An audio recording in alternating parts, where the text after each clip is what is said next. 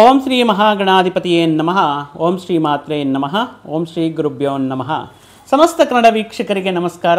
ನೀವು ಮೊದಲನೇ ಬಾರಿ ನಮ್ಮ ಚಾನಲ್ ನೋಡ್ತಾ ಇದ್ದರೆ ದಯವಿಟ್ಟು ಸಬ್ಸ್ಕ್ರೈಬ್ ಮಾಡಿ ಅಂತ ಹೇಳ್ತಾ, ಈ ದ್ವಾದಶ ರಾಶಿಗಳಿಗೆ ಯುಗಾದಿಯ ನಂತರ ಶ್ರೀ ವಿಶ್ವಾವಸುನಾಮ ವರ್ಷದಲ್ಲಿ ಮೊದಲನೇ ಮಾಸ ಚೈತ್ರ ಮಾಸ ಆಗಿರುವಂತಹ ಏಪ್ರಿಲ್ ತಿಂಗಳಲ್ಲಿ ದ್ವಾದಶ ರಾಶಿಗಳಿಗೆ ಅವರಿಗೆ ಸಿಗುವಂತಹ ಭಾವಫಲಗಳು, ಗ್ರಹ ಅನುಕೂಲತೆಗಳು ಮತ್ತು ಯಾವ ವಿಷಯಗಳಲ್ಲಿ ಮುಂಜಾಗ್ರತೆ ಕ್ರಮಗಳನ್ನು ತಗೊಂಡ್ರೆ ಅದ್ಭುತವಾಗಿರುವಂತಹ ಫಲಗಳು ಸಿಗುತ್ತೆ, ಯಾವ ಪರಿಹಾರಗಳನ್ನು ಮಾಡಿದರೆ ಈ ಮಾಸದಲ್ಲಿ ಇವರಿಗೆ ಈ ಸಕ್ಸಸ್ ಅನ್ನೋದು ತುಂಬ ಈಸಿಯಾಗಿ ಸಿಗುತ್ತೆ ಅನ್ನುವಂತಹ ಮುಖ್ಯವಾದ ವಿಷಯಗಳನ್ನು ನಾನು ಈ ವಿಡಿಯೋ ಮುಖಾಂತರ ತಿಳಿಸುತ್ತಿದ್ದೇನೆ. ಮುಖ್ಯವಾಗಿ ಈ ದಿನ ನಾವು ಏಪ್ರಿಲ್ ಮಾಸದಲ್ಲಿ ಧನಸ್ಸು ರಾಶಿಯವರಿಗೆ ಯಾವ ಶುಭ ಫಲಗಳು ಉಂಟಾಗುತ್ತೆ ಅನ್ನೋದು ನೋಡುವುದಾದರೆ, ಮುಖ್ಯವಾಗಿ ಈ ಮಾಸದಲ್ಲಿ ರವಿ ಮತ್ತು ಬುಧ ಇಬ್ಬರು ಚತುರ್ಥ ಸ್ಥಾನದಲ್ಲಿ ಸಂಚಾರವನ್ನು ಮಾಡುತ್ತಾ ಯೋಗಕಾರಕರಾಗಿರ್ತಾರೆ. ಇವರಿಗೆ ಒಂದು ಭಾಗ್ಯವನ್ನು ಕೊಡುವಂತಹ, ಯೋಗವನ್ನು ನೀಡುವಂತಹ ಯೋಗಕಾರಕರು ಆಗಿರುತ್ತಾರೆ ಬುಧ ರವಿ, ಬುಧ ಆದಿತ್ಯ. ಮುಖ್ಯವಾಗಿ ಏಪ್ರಿಲ್ 15ರವರೆಗೂ ಇವರು ಏನಾಗುತ್ತೆ ಅಂದರೆ, ಯಾವ ರೀತಿ ಇರುತ್ತಂದರೆ, ಬೇರೆ ಅವರ ಹೆಸರಲ್ಲಿರುವಂತಹ ಆಸ್ತಿಗಳಾಗಿರಲಿ, ಮನೆಗಳು, ಗೃಹಗಳು ಮತ್ತು ಕೆಲವೊಂದು ವಿಷಯಗಳು, ವಸ್ತುಗಳಾಗಿರಲಿ, ನಿಮ್ಮ ಹೆಸರಿಗೆ ಬದಲಾವಣೆ ಆಗುವುದಕ್ಕೆ ಈ ಅವಧಿಯಲ್ಲಿ ಅನುಕೂಲವಾಗ್ತಾರೆ. ಅದನ್ನೇ ಕೆಲವೊಂದು ಡಾಕ್ಯುಮೆಂಟೇಷನ್ ಅಗ್ರಿಮೆಂಟ್ ಮಾಡಿಕೊಳ್ಳೋದು ಅಥವಾ ರಿಜಿಸ್ಟ್ರೇಷನ್ ಮಾಡಿಕೊಳ್ಳೋದು, ರಿಜಿಸ್ಟ್ರೇಷನಲ್ಲಿ ಹೆಸರು ಚೇಂಜ್ ಮಾಡ್ಕೊಳ್ಳೋದು, ಮಾರುವುದು, ಹೊಸ ಆಸ್ತಿಗಳನ್ನು ಕೊಳ್ಳೋದಕ್ಕೆ ನಿಮಗೆ ಈ ಮಾಸದಲ್ಲಿ ಅನುಕೂಲವಾಗಿರುತ್ತೆ.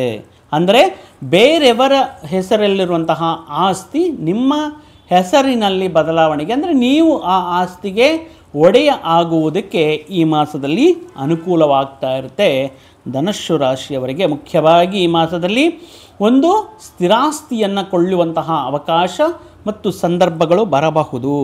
ಅದು ನೀವು ನಿವೇಶನ ಆಗಿರಬಹುದು, ಅಥವಾ ಗೃಹವಾಗಿರಬಹುದು, ಅಥವಾ ಒಂದು ಜಮೀನಾಗಿರಬಹುದು. ಒಂದು ಸ್ಥಿರಾಸ್ತಿಯನ್ನು ನಿಮ್ಮದಾಗಿಸಿಕೊಳ್ಳಲು ಈ ಮಾಸ ತುಂಬ ಅನುಕೂಲವಾಗಿರುತ್ತೆ. ಅಥವಾ ಕೆಲವು ಸರ್ಕಾರ ಸ್ಕೀಮ್ಸ್ ಮುಖಾಂತರ ಒಂದು ಮನೆ ಅಲಾಟ್ ಆಗೋದು, ಅಥವಾ ಸರ್ಕಾರದ ಮುಖಾಂತರ ಕೆಲವೊಂದು ವಿಷಯಗಳು ನಿಮಗೆ ಆಸ್ತಿ ರೂಪದಲ್ಲಿ ಕನ್ವರ್ಟ್ ಆಗುವುದು ಈ ಮಾಸದಲ್ಲಿ ಆಗಬಹುದು. ಅದರ ಜೊತೆಗೆ ಕೆಲವೊಂದು ದೈವಿಕ, ಧಾರ್ಮಿಕ, ಆಧ್ಯಾತ್ಮಿಕ ವಿಷಯಗಳ ಬಗ್ಗೆ ನಿಮಗೆ ಆಸಕ್ತಿ ಜಾಸ್ತಿಯಾಗುತ್ತೆ. ಅಂದರೆ ನೀವೇ ಏನಾದರೂ ನಿಮ್ಮಲ್ಲಿರುವಂತಹ ಒಂದು ಜಾಗ, ಅಲ್ಲಿ ಒಂದು ಪ್ರದೇಶದಲ್ಲಿ ಒಂದು ಆಶ್ರಮ, ಒಂದು ಮಠ, ಒಂದು ಕೆಲವೊಂದು ಮಾಡಬೇಕು ಅಂದ್ಕೊಂಡಿರ್ತಾರೆ, ಒಂದು ಅನಾಥಾಶ್ರಮ, ಒಂದು ವೃದ್ಧಾಶ್ರಮ ಮಾಡಬೇಕು ಅಂದ್ಕೊಂಡಿರ್ತಾರೆ. ಅಂಥವ್ರಿಗೋಸ್ಕರ ಗೌರ್ಮೆಂಟಿಂದ ಕೆಲವರಿಗೆ ಸೈಟ್ ಅಲಾಟ್ ಆಗೋದಕ್ಕೆ ಅವಕಾಶ ಇರುತ್ತೆ. ಮುಖ್ಯವಾಗಿ ಈ ಷಷ್ಠದಲ್ಲಿ 6ನೇ ಮನೆಯಲ್ಲಿ ಲಾಭಕ್ಕೆ ಅಧಿಪತಿಯಾಗಿ ಶುಕ್ರನು ಇರುವಂತಹ ಕಾರಣದಿಂದ ಧನಸ್ಸು ರಾಶಿಯವರಿಗೆ ಈ ಮಾಸದಲ್ಲಿ ಒಂದು ವೆಹಿಕಲ್ ಆಗಿರಲಿ ಅಥವಾ ಒಂದು ಆಸ್ತಿಯನ್ನಾಗಿರಲಿ ನೀವು ಪಡೆಯುವಂತಹ ಕೊಳ್ಳುವಂತಹ ಸಂದರ್ಭ ಗೋಚಾರ ಕಾಣಿಸ್ತಾ ಇದೆ ಈ ಮಾಸದಲ್ಲಿ. ಅದು ಓನಾಗಿ ಅಲ್ಲ, ಕೆಲವೊಂದು ಡೌನ್ ಪೇಮೆಂಟ್ ಅಂತ ಹೇಳ್ಬಿಟ್ಟು ಸ್ವಲ್ಪ ಅಮೌಂಟ್ ನೀವು ಕಟ್ತೀರಾ, ಮತ್ತು ಉಳಿದಿರೋಂತಹ ಅಮೌಂಟ್ಗೆ ಇನ್ಸ್ಟಾಲ್ಮೆಂಟ್ಸ್ ಹಾಕ್ಕೊಳ್ತೀರಾ. ಆದ್ದರಿಂದ ಅಂದರೆ ಲೋನ್ ಮುಖಾಂತರ, ಈ ಸಾಲದ ಮುಖಾಂತರ ಒಂದು ವಾಹನ ಅಥವಾ ಒಂದು ಮನೆ, ಗೃಹ ನಿರ್ಮಾಣ, ಒಂದು ಫ್ಲ್ಯಾಟ್ ಅಪಾರ್ಟ್ಮೆಂಟಲ್ಲಿರುವಂಥ ಫ್ಲ್ಯಾಟ್ ಆಗಿರಲಿ, ನೀವು ಪ್ರಯತ್ನ ಮಾಡ್ತಾಯಿದ್ರೆ ಈ ಮಾಸದಲ್ಲಿ ಅನುಕೂಲವಾಗುವಂತಹ ಕೊಳ್ಳುವಂತಹ ಸಾಧ್ಯತೆ ಇದೆ. ತಗೊಳ್ತೀರಾ, ಯಾಕಂದರೆ ಒಳ್ಳೆಯ ಜಾಬ್ ಇದೆ, ಮಂತ್ಲಿ ಇನ್ಕಮ್ ಇದೆ. ಅದು ಈ ಗೌರ್ಮೆಂಟ್ ಸರ್ಕಾರಿ ಉದ್ಯೋಗಗಳಿಗೇನು ಪ್ರಾಬ್ಲಮ್ ಇಲ್ಲ. ಆದರೆ ಈ ಪ್ರೈವೇಟ್ ಸೆಕ್ಟಾರಲ್ಲಿ ವರ್ಕ್ ಮಾಡುವಂತಹ ಉದ್ಯೋಗಗಳಿಗೆ ಹುಷಾರಾಗಿರಬೇಕಾಗಿರುತ್ತೆ. ಯಾವುದಾದ್ರೂ ಒಂದು ದೊಡ್ಡ, ಅಂದರೆ ಪರಿಮಾಣದಲ್ಲಿ ಇರುವಂತಹ ಕಾಲಾವಧಿಗೆ ಒಂದು ಲೋನ್, ಒಂದು ಸಾಲದ ಸದುಪಾಯವನ್ನು ಪಡೆಯುವಂತಹ ಸಂದರ್ಭಗಳಲ್ಲಿ ಕೆಲವೊಂದು ಮುಖ್ಯ ವಿಷಯಗಳನ್ನು ಗಮನದಲ್ಲಿಟ್ಕೊಳ್ಳಿ. ಈಗ ನೀವೇನಾದರೂ ಒಂದು ಸಾಲ ತಗೊಳ್ತಾ ಇದ್ದೀರಾ, ಒಂದು ಕಮಿಟ್ಮೆಂಟ್ ಮಾಡ್ಕೊಳ್ತಾ ಇದ್ದೀರಾ, ಪ್ರತಿ ಮಂತ್ ನೀವು ನಿಮಗೆ ಜಾಬ್ ಇರಲಿ ಇಲ್ಲದೇ ಇರಲಿ, ಸ್ಯಾಲ್ರಿ ಬರದೇ ಇರಲಿ, ಈ ಅಮೌಂಟ್ ಅಂತ ಕಟ್ಟಲೇಬೇಕಾಗಿರುತ್ತೆ. ಕೆಲವೊಂದು ವಿಷಯಗಳಲ್ಲಿ ಧನುಸ್ಸು ರಾಶಿಯವರು ನೀವು ಹುಷಾರಾಗಿರಬೇಕಾಗುತ್ತೆ. ಯಾವ ವಿಷಯಗಳಲ್ಲಿ ಮುಂಜಾಗ್ರತೆ ಕ್ರಮಗಳನ್ನು ತಗೋಬೇಕು ಧನಸ್ಸು ರಾಶಿಯವರು ಅಂದರೆ, ಮುಖ್ಯವಾಗಿ ಈ ಸಾಲವನ್ನು ತಗೊಳ್ಳುವಂತಹ ಸಂದರ್ಭಗಳಲ್ಲಿ, ಇದು ಮುಂಚೆ ಹೇಳಿದೆ, ಒಂದು ಗಾಡಿ ಆಗಲಿ, ಒಂದು ವೆಹಿಕಲ್ ಲೋನ್ ಆಗಲಿ, ಒಂದು ಹೋಮ್ ಲೋನ್ ಆಗಲಿ ತಗೊಳ್ಳುವಂತಹ ವಿಷಯಗಳಲ್ಲಿ ನಿಮಗೆ ಕಾನ್ಫಿಡೆಂಟ್ ಇದ್ದರೆ, ಅಂದರೆ ನನ್ನ ಸಂಪಾದನೆ ಇದೇ ರೀತಿ ಇರುತ್ತೆ, ಅಂದರೆ ಸಣ್ಣ ಮಟ್ಟದಲ್ಲಿ ಮಾಡ್ತಾಯಿದ್ರೆ ಏನೋ ಅಡ್ಜಸ್ಟ್ ಮಾಡ್ಬೋದು, ಆದರೆ ದೊಡ್ಡ ಮಟ್ಟದಲ್ಲಿ ನಿಮಗೆ ಈ ರೀತಿ ಸ್ವಲ್ಪ ಕಾನ್ಫಿಡೆಂಟ್ ಇದ್ದರೆ, ಅಂದರೆ ಇನ್ನೂ ಇದೆ, ನನ್ನ ಸರ್ವಿಸ್ ಇದೆ, ನಾನು ಮಾಡ್ಕೊತೀನಿ, ನಾನು ತೀರಿಸ್ತೀನಿ, ಯಾವುದೋ ಒಂದು ಬೇರೆ ಸೋರ್ಸಸ್ ಇದೆ, ಹೂಡಿಕೆಗಳಿದೆ, ಇನ್ವೆಸ್ಟ್ಮೆಂಟ್ಗಳಿದೆ, ಅದರಲ್ಲಿಂದ ಇನ್ ಕೇಸ್ ಜಾಬ್ ಇಲ್ದ್ರೂ ಅದರಲ್ಲಿಂದ ನಾನು EMI ಕಟ್ತೀನಿ ಅನ್ನುವಂತಹ ಧೈರ್ಯ, ಆತ್ಮವಿಶ್ವಾಸವಿದ್ದರೆ ನೀವು ಮುಂದುವರಿಯೋದು ಉತ್ತಮ. ಅಥವಾ ಬರುವಂತಹ ದಿನಗಳಲ್ಲಿ ಈ ಸಾಲ ತೀರಿಸುವುದು ಬಗ್ಗೆ ಕೆಲವೊಂದು ಸಮಸ್ಯೆಗಳು ಉಂಟಾಗಬಹುದು. ಮತ್ತೊಂದು ವಿಷಯದಲ್ಲಿ ಈ ಅನಾವಶ್ಯಕವಾಗಿ ನಿಮ್ಮ ತನವನ್ನು, ನಿಮ್ಮ ಹೆಸರು ಹೇಳ್ಕೋಬೇಕು, ನಿಮ್ಮ ಗತ್ತು ಏನಂತ ತೋರಿಸ್ಬೇಕು, ನಿಮಗೆ ಎಷ್ಟು ಅಂದರೆ ಎಷ್ಟು ಹಣಕಾಸಿನ ವ್ಯವಸ್ಥೆ ಇದೆ, ಎಷ್ಟು ಒಳ್ಳೆಯ ವಿಷಯಗಳಿಗೋಸ್ಕರ ಆಗಿರಲಿ, ಅಥವಾ ಬೇರೆಯವರ ವಿಷಯಗಳಿಗೂ, ಒಂದು ಫಂಕ್ಷನ್ಗೆ ಒಂದು ಪಾರ್ಟಿ ಅಟೆಂಡ್ ಮಾಡೋದಾಗಿಲ್ಲ, ಒಂದು ಪಾರ್ಟಿನ ನೀವು ಇದು ಮಾಡೋದಾಗಿರಲಿ, ನಿಮ್ಮ ಕಡೆಯಿಂದ ನಾನು ಈ ರೀತಿ ದುಡಿತಾ ಇದ್ದೀನಿ, ನಿಮ್ಮ ಸ್ಥಾಯಿಯನ್ನು, ನಿಮ್ಮ ಇರುವಂತಹ ಹಣ ಸ್ಥಿತಿಯನ್ನು ತೋರಿಸಿಕೊಳ್ಳೋಕೆ ಮಾಡುವಂತಹ ಕೆಲವೊಂದು ಖರ್ಚುಗಳು ಮಿತಿಯಲ್ಲಿರಲಿ. ಅದು ಯಾವುದೇ ರೀತಿಯಾಗಿರಲಿ.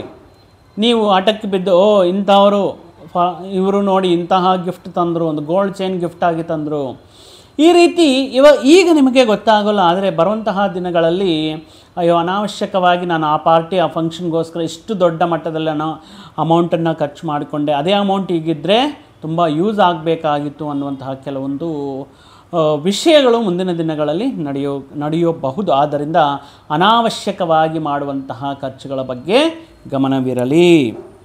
ಬೇರೆಯವರು ಮೆಚ್ಕೋಬೇಕು, ಬೇರೆಯವರ ಜನರಲ್ಲಿ ನಿಮ್ಮ ಹೆಸರು ಹೇಳಬೇಕು, ನಿಮ್ಮ ಪವರ್ ಏನಂತ ಗೊತ್ತಾಗಬೇಕು, ನಿಮ್ಮ ಸ್ಟೇಟಸ್ ಏನಂತ ತಿಳ್ಕೋಬೇಕು ಅನ್ನುವಂಥ ವಿಷಯಗಳಲ್ಲಿ ಮಾಡುವಂತಹ ಕೆಲವು ಖರ್ಚುಗಳಲ್ಲಿ ನೀವು ಗಮನದಲ್ಲಿಟ್ಟುಕೊಂಡು ಖರ್ಚುಗಳನ್ನು ಮಾಡಬಹುದು. ಅದು ನಿಮ್ಮ ಪರ್ಸ್ನಲ್ ವೈಯಕ್ತಿಕ ವಿಷಯವಾಗಿರುತ್ತೆ. ಆದರೆ ಗೋಚಾರ ಫಲ ರೀತ್ಯ ನೀವು ಭವಿಷ್ಯದಲ್ಲಿ ಬರುವಂತಹ ಕಮಿಟ್ಮೆಂಟ್ಗಳ ವಿಷಯವನ್ನು ದೃಷ್ಟಿಯಲ್ಲಿಟ್ಟುಕೊಂಡು ಈ ಮಾಡುವಂತಹ ಖರ್ಚುಗಳು ಆಗಿರಲಿ, ಎಕ್ಸ್ಪೆಂಡಿಚರ್ಸ್ ಆಗಿರಲಿ, ಕಮಿಟ್ಮೆಂಟ್ಗಳಾಗಿರಲಿ, ಇದರ ಬಗ್ಗೆ ಗಮನವಿರಲಿ ಅಂತ ಹೇಳುತ್ತಿದ್ದೇವೆ.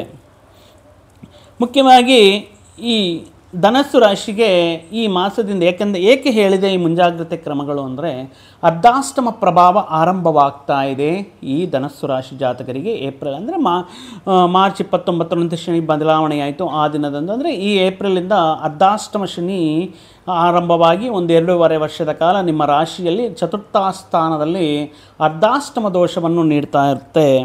ಆದ್ದರಿಂದ ಈ ಮುಂಜಾಗ್ರತೆ ಕ್ರಮಗಳನ್ನು ತಗೋಬೇಕು. ಒಂದು ಪ್ಲಾನಿಂಗ್ ಅನ್ನೋದಿರಬೇಕು. ಒಂದು particular separate plan A, plan B ಅಂತ ಹೇಳ್ತಾರೆ. ಓಕೆ, ಪ್ಲಾನ್ ಎಲಿಂದ ನನಗೆ ಈ ಥರ ಆದಾಯ ಬರ್ತಾ ಇದೆ, ಇನ್ ಕೇಸ್ ಪ್ಲಾನ್ ಎ ಕಂಪ್ಲೀಟಾಗಿ ಸ್ಟಾಪ್ ಆದರೆ ಸೊ ಪ್ಲಾನ್ ಬಿ ಇಂದ ನಾನು ಪಡೆಯಬಹುದು ಅನ್ನುವಂತಹ ಒಂದು ಮುಂಜಾಗ್ರತೆ ಕ್ರಮಗಳನ್ನು ತಗೊಳ್ಳೋದ್ರಿಂದ ನಿಮ್ಮ ಹಣಕಾಸಿನ ವ್ಯವಹಾರಗಳಲ್ಲಿ ಬರಲಿರುವಂತಹ ದಿನಗಳಲ್ಲಿ ಉತ್ತಮ ಅನುಕೂಲವಾಗಿರುವಂತಹ ಪರಿಸ್ಥಿತಿಗಳನ್ನು ಕಾಣಬಹುದು.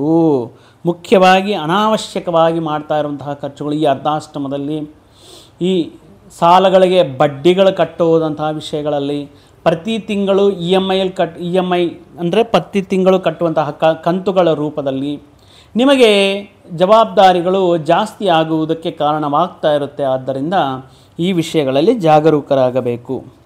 ಅಂದರೆ ಮುಂದಿನ ದಿನಗಳಲ್ಲಿ ನನಗೆ ಆಗುತ್ತೆ, ನಾನು ಮಾಡ್ತೀನಿ ಅನ್ನುವಂತಹ ಒಂದು ಧೈರ್ಯ, ಆತ್ಮಸ್ಥೈರ್ಯ ಇದ್ದರೆ please go ahead, no one will stop you. But ಅದೇ ಸಮಯದಲ್ಲಿ ಒಂದೇ ಉದ್ಯೋಗ, ಒಂದೇ ಆದಾಯದ ಮಾರ್ಗ ಇದೆ ಅನ್ನುವಂತಹ ಸಂದರ್ಭಗಳಲ್ಲಿ ಮತ್ತೆ ಯೋಚನೆಯನ್ನು ಮಾಡಿ, ಮರು ಯೋಚನೆಯನ್ನು ಮಾಡಿ ಅಂತ ಹೇಳ್ತಾ ಇದ್ದೇವೆ. ಇನ್ನು ಬೃಹಸ್ಪತಿ 6ನೇ ಸ್ಥಾನದಲ್ಲಿ ಇರುತ್ತಾ ಮತ್ತು ಕುಜ ಮಂಗಳನು ಅಷ್ಟಮ ಸ್ಥಾನದಲ್ಲಿ ಇರುತ್ತಾ, ನೀವು ಯಾವುದೇ ಕೆಲಸವನ್ನು ಈಗ ಆರಂಭ ಮಾಡಿದರೆ, ಯಾವುದೇ ಕೆಲಸವನ್ನು ಕೈ ಹಿಡಿದರೆ ಬರುವಂತಹ ದಿನಗಳಲ್ಲಿ ಕೆಲವೊಂದು ಆತಂಕಗಳಾಗಿರಲಿ, ವಿಘ್ನಗಳಾಗಿರಲಿ ಅಥವಾ ತೊಂದರೆಗಳಾಗಿರಲಿ ಬರುವಂತಹ ಸಾಧ್ಯತೆಯು ಧನಸ್ಸು ರಾಶಿಯವರಿಗೆ ಇರುತ್ತೆ. ಆ ಕಾರಣದಿಂದ ಪ್ರತಿಯೊಂದನ್ನು ನಿರ್ಧಾರ ಮಾಡೋಕ್ಕೆ ಅಥವಾ ಆರಂಭ ಮಾಡೋಕ್ಕೆ ಮುಂಚೆ ಒಂದಕ್ಕೆರಡು ಬಾರಿ ಯೋಚನೆ ಮಾಡಿ ನಿರ್ಧಾರ ತಗೊಳ್ಳೋದು, ಕೈ ಹಿಡಿಯೋದು ಉತ್ತಮ. ಅದರ ಜೊತೆಗೆ ಈ ಪರಿಹಾರಗಳು ಮಾಡ್ಕೋಬೇಕು. ಶನಿ ಮಹಾತ್ಮನಿಗೆ ಪ್ರತಿ ಶನಿವಾರ ಶನಿ ಹೋರಾ ಸಮಯ ಅಂದರೆ ಬೆಳಿಗ್ಗೆ 6ರಿಂದ 7 ಗಂಟೆ ಸಮಯದಲ್ಲಿ ನೀವು ನವಗ್ರಹ ದೇವಸ್ಥಾನಕ್ಕೆ ಅಥವಾ ಈ ಶನಿ ಮಹಾತ್ಮನ ದೇವಸ್ಥಾನಕ್ಕೆ ಹೋಗಿ ಅಲ್ಲಿ ಶನಿ ಮಹಾತ್ಮನಿಗೆ ತೈಲಾಭಿಷೇಕ ಮಾಡಿಸುವುದರಿಂದ, ಎಳ್ಳಿನ ಎಣ್ಣೆಯ ದೀಪಾರಾಧನೆ ಮಾಡುವುದರಿಂದ, ಈ ಕಪ್ಪು ಬಟ್ಟೆಯನ್ನು ದಾನವಾಗಿ ನೀಡುವುದರಿಂದ ಪ್ರತಿದಿನವೂ ನೀವು ಓಂ ಶಂ ಶನಿಯೇ ನಮಃ ಅನ್ನುವಂತಹ ಮಂತ್ರವನ್ನು 108 ಬಾರಿ ಪ್ರತಿನಿತ್ಯವೂ ಪಠನೆ ಮಾಡ್ತಾ ಇದ್ದರೆ ಶನಿ ಸ್ವಲ್ಪ ಅನುಕೂಲವಾಗಿ ಬರುವಂತಹ ಫಲಗಳನ್ನು ಕೊಟ್ಟು ನಿಮ್ಮ ಜೀವನವನ್ನು ಸುಗಮವಾಗಿ ಮಾಡ್ತಾನೆ ಅಂತ ಹೇಳುತ್ತಾ, ಮತ್ತೊಂದು ವಿಡಿಯೋ ಜೊತೆಗೆ ಮತ್ತೊಂದು ಆಸಕ್ತಿಕರ ವಿಷಯದ ಜೊತೆಗೆ ನಿಮ್ಮ ಮುಂದೆ ಬರ್ತೀನಿ. ಅಲ್ಲಿಯವರೆಗೂ ಸರ್ವೇ ಜನ ಸುಖಿನೋ ಭವಂತು, ಸಮಸ್ತ ಸನ್ಮಂಗಳಾನಿ ಭವಂತು. ಜೈ ಶ್ರೀ